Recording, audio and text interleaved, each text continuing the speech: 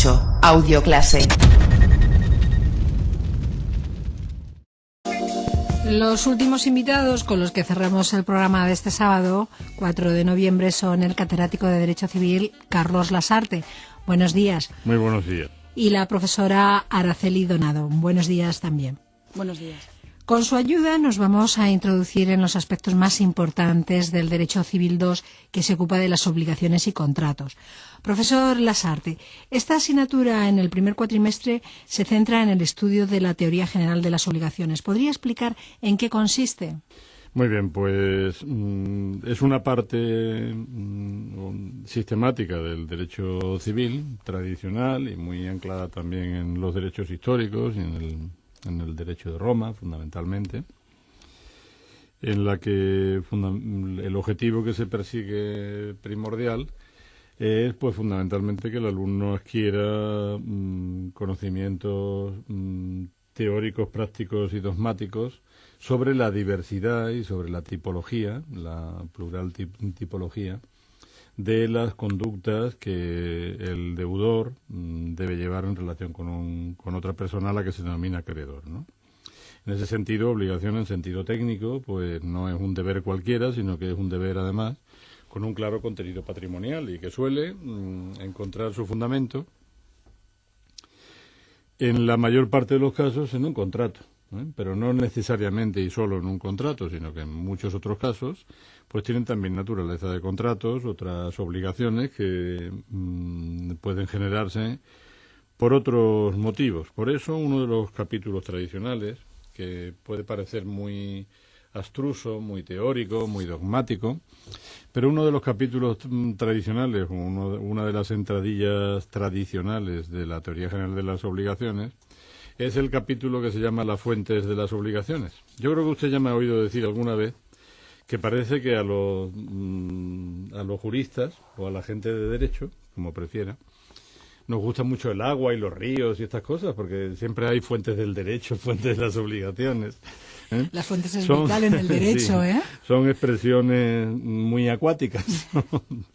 Son expresiones muy acuáticas, pero en definitiva tienen o encuentran su raíz o su fundamento en que siempre hay que preguntarse cuáles son los actos, cuáles son los hechos de los que pueden nacer una determinada relación jurídica, ¿no? O una determinada relación social que tiene incidencia, que tiene perspectivas jurídicas. Y en ese sentido, pues está claro que el Código Civil, uno de los primeros artículos que dedica en materia de obligaciones, el artículo 1089, pues precisamente lo que pretende es identificar cuáles son las fuentes.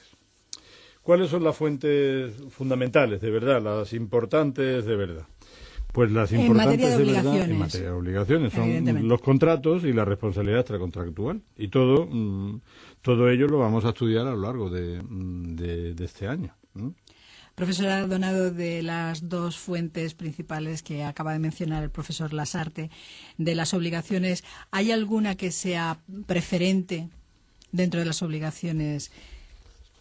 Pues seguramente los contratos, y por eso se estudiarán largo y tendido en el segundo cuatrimestre, y hay el segundo manual del profesor Lasarte se dedica completamente a los contratos, y los contratos no hay que olvidar que son la ley privada de las partes, del acreedor, como ha dicho el profesor Lasarte, con el respecto al deudor, y son muy importantes. Y también podemos incluir aquí el testamento, que aunque no sea un contrato, también vincula y genera obligaciones del testador con respecto a los herederos. Incluso otras fuentes como los cuasicontratos o... ¿Qué más, profesor Lasarte? Pues no, yo es que creo que al lado del contrato no hay nada parecido en el mundo jurídico privado. Es que cualquier persona, incluso durmiendo se están celebrando contratos. Sí, porque se están celebrando contratos de suministro. Es decir, porque yo me puedo dormir, pero aunque me duerma, el contrato de electricidad y de agua corriente de suministro sigue corriendo. Es decir, y seguro que estoy haciendo algún tipo de consumo, con los frigoríficos. Pero estás haciendo un consumo, no un contrato, ¿no? Pero pues estoy manteniendo vivo un contrato de suministro. Es decir, si por ejemplo durmiendo hay una caída de luz que dura 8 horas y se me estropea el frigorífico, previsiblemente, se me estropean los contenidos, sí, que están contenidos en los frigoríficos, previsiblemente lo que tengo que hacer es una reclamación en base a un contrato de suministro. O sea que yo comprendo que se haya maravillado cuando le he dicho que durmiendo. No, sobre todo hacer, sí, que se mantenga evidentemente, porque Claro. además tú un contrato, Claro que cuando se lo mantiene. haces, tiene también una duración, ¿no? Claro, hay algunos que tienen una duración o que son absolutamente momentáneos. Por ejemplo, antes de venir para acá, pues he ido a un estanco y he dicho, buenas, ¿me vende usted unos sellos de correos? Y claro, unos sellos de correos, pues yo realizo un contrato de compraventa cuyo precio está regulado. Es un contrato, digamos, tipo, un contrato reglamentado, todo lo que se quiera. Pero lo cierto es que yo he hecho un contrato. He pasado seguidamente por el kiosco y he dicho, buena, me da un periódico, no tengo que decir cuál es, o sí puedo decir el que leo. Bueno, yo creo que se sabrá. Y he comprado un periódico y he entregado €1 y me lleva el periódico. Ya se ha acabado ahí el contrato. Previsiblemente es un contrato que no va a generar nada más que una consecuencia, que cuando lea el periódico lo tire a la papelera. Y ya nadie más se acordará de ese contrato momentáneo, claro.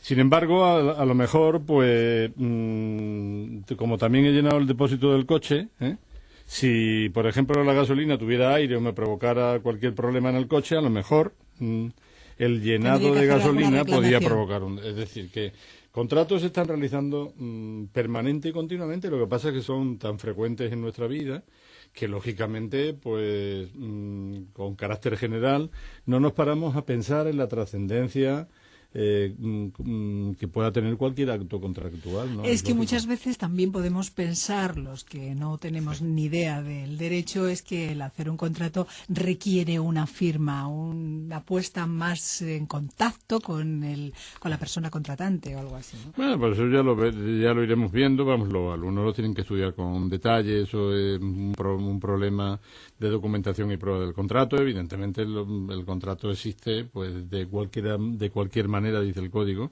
en que las partes hayan decidido obligarse, ¿no? Es decir, quien levanta una mano un poco antes de que pase un taxi sabe que está realizando un acto contractual. Quien compra un piso sabe que está realizando un acto contractual. A veces lo hace ante notario, a veces lo hace tal, y a veces lo hace de palabra. Es decir, en la cultura tradicional y popular europea, los contratos han sido siempre verbales, incluso contratos de fincas enormes. Es decir, todo esto está documentado. Lo que pasa es que poco a poco el intervencionismo del Estado, sobre todo el sacadinero de los impuestos, etcétera, etcétera, ha ido formalizando la actividad contractual. Pero qué duda cabe de que prácticamente hasta nuestros días han vendido y comprado fincas rústicas sencillamente con el apretón de manos, ¿no? Es decir, pues el apretón de manos significa en ese caso la celebración del contrato. Y a partir de ahí pues nacen obligaciones. ¿Obligaciones de qué tipo? ¿Qué es lo que nos interesa? ¿O qué tipología tienen las obligaciones? Pues lógicamente, ya se puede imaginar, absolutamente indefinidas. ¿Indefinidas las obligaciones? Indefinidas quiero decir de plurales que son, si es que da exactamente igual. Uno se puede obligar a pintar un cuadro, si uno es Goya o alguno con tal, ¿verdad? Uno se puede obligar a no abrir un determinado tipo de negocio en un local de enfrente. Uno se puede obligar a pagar dinero, que es a lo que normalmente nos obligamos, a pagar una determinada cantidad de dinero. Uno se puede obligar a mantener un contrato durante cierto tiempo. Pues por sí, ejemplo, porque es un contrato de telefonías. suministro que sería el contrario de la prestación instantánea de la que hablábamos antes, ¿no? Sería un contrato duradero donde, claro está, el contrato de suministro beneficia tanto a la empresa suministradora o al contratante suministrador cuanto al suministrado. Es decir, usted imagínese, porque claro, muchas veces las perspectivas que se adoptan hablando de determinadas relaciones jurídicas hacen presentar las cosas de una manera absolutamente desfigurada. Se dice, las empresas suministradoras que hacen contratos de adhesión, que tal y cual. Efectivamente, ha habido abusos por parte de las empresas suministradoras con los contratos de adhesión, con los clausulados, etcétera, etcétera. Pero usted se imagina que para tener luz, agua, electricidad, gas, hubiera que estar llamando todos los días a la empresa suministradora diciendo, buenas, ¿me da usted gas, por favor? Buenas, ¿me abre usted el canal del agua? Claro, sería una locura, es decir, que beneficia naturalmente también pues al propio suministrado, ¿no? Que dice, bueno, ya tengo el agua garantizada. De hecho, cuando uno cambia de domicilio, lo principal, ¿verdad?, es buscar los suministros. Por favor, que venga el gas, por favor, que venga el agua, el teléfono, la luz, claro, todas esas cosas. Etcétera, etcétera, ¿no? En ese sentido, pues naturalmente, claro, las prestaciones, que es como se llaman técnicamente, pues pueden ser de muy distinta naturaleza. Hay prestaciones y clasificaciones de las prestaciones de todo tipo. Por ejemplo, estamos viendo aquí a uno de nuestros compañeros ahí al que le cuelga una llave ostensiblemente de automóvil de la mano, ¿verdad? Bueno, pues cuando compró el automóvil, igual que nos ha pasado a todos, llegaría y le darían el automóvil, y le dirían en la casa, todos nos ponemos muy contentos cuando compramos algo nuevo y tal, ¿no? Aquí tiene usted el coche, y el coche estaba allí magnífico, allí puesto en medio. Claro, pero si no le dan la llave, a lo mejor no arranca, ¿no? Digo yo, ¿eh? Y si no le dan la documentación, pues a lo mejor no puede circular si no lleva la ficha técnica del Ministerio del Interior, ¿verdad? O si no cumplen las obligaciones accesorias de que tenga un gato, a lo mejor pues el coche es inhábil, porque la primera vez que pincha una rueda no puede ni cambiarla, ¿no? Etcétera, etcétera. Es decir, que las obligaciones dependerá naturalmente de la naturaleza, de la conducta a que el deudor se obliga, ¿no? En ese sentido, bueno, pues es un sector del derecho civil de una extraordinaria importancia, porque claro, en la economía contemporánea, ¿no?, o si prefiere, en la economía moderna, entendiendo por tal la que procede de la Revolución Francesa, no hay esclavitud. Y como no hay esclavitud, todos los bienes, servicios, etcétera, hay que conseguirlos a través de contratos. O, excepcionalmente, cuando son las administraciones públicas quienes prestan algún tipo de servicio, en virtud de una relación muy similar, que es la de prestación de un servicio público. Yo, por ejemplo, aquí no estoy celebrando ningún contrato, estoy como servidor público, como funcionario público, desempeñando mi función como profesor, ¿verdad? Pero también podría desempeñarla como privado si yo estuviera en una universidad privada, ¿eh? Cosa que ni se me pasa por la cabeza, por otra parte, pero bueno. De todas maneras, quiero decir que en el mundo contemporáneo la actividad económica sustancial está ligada al mundo de la contratación y al mundo de sentirse vinculado obligatoriamente a desempeñar una determinada actividad en favor de otra o de otras personas. Y eso es una obligación, claro está.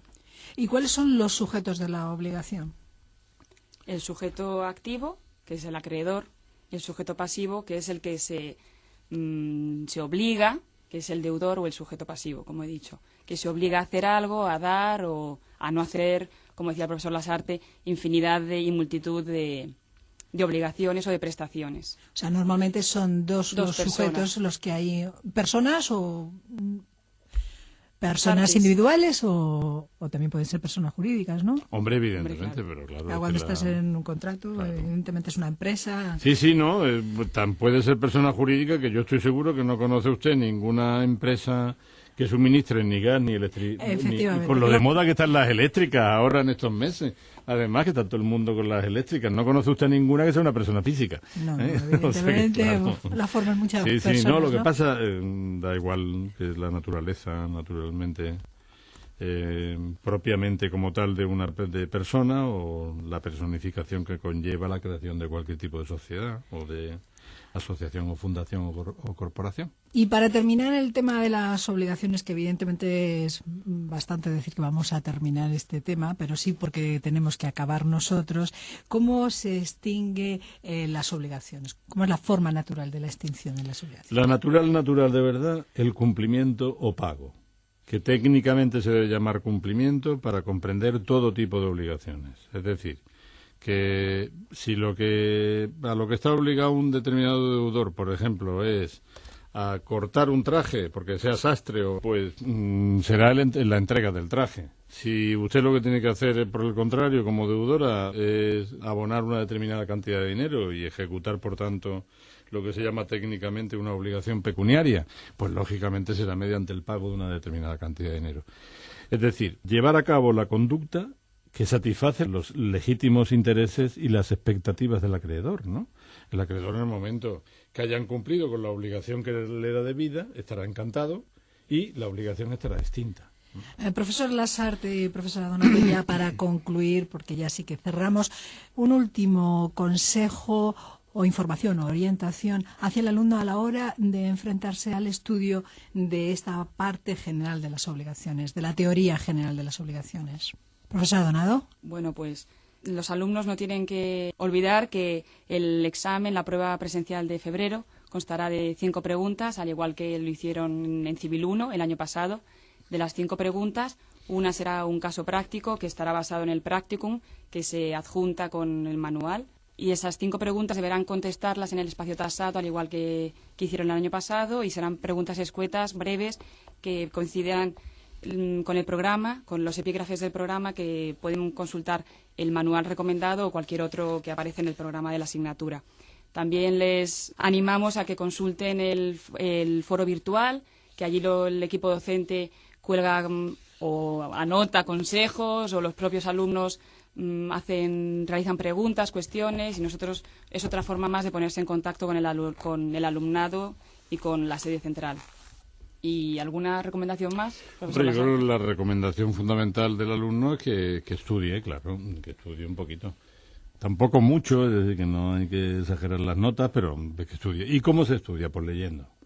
Lo que no vale es memorizar, desde mi punto de vista. Yo creo que hay que ir leyendo tranquilamente, sobre todo ahora que el examen está todavía a 4 meses vista, ¿no?, del examen al que se ha referido Araceli Donado, y por tanto lo que tiene que tratar es de acercarse a la materia, y la materia se va acercando uno leyendo en lecturas sucesivas, no pretendiendo el primer día abrir una página diciendo artículo 1088, toda obligación consiste en dar, hacer o no hacer alguna cosa, que es verdad que lo dice, y que yo me lo sé porque es muy corta, porque tiene una línea el artículo, pero no se trata de eso, se trata de ir avanzando progresivamente, reflexionar sobre lo que se va leyendo, y después en una segunda, tercera y cuarta lectura de los materiales de que se disponga, pues ya empezar a hacer unos esquemas, a procurar ir fijando conceptos, ir memorizando, pero no desde el primer momento pretender que el derecho sea un trago de aceite de ricino, porque el derecho no es verdad, el derecho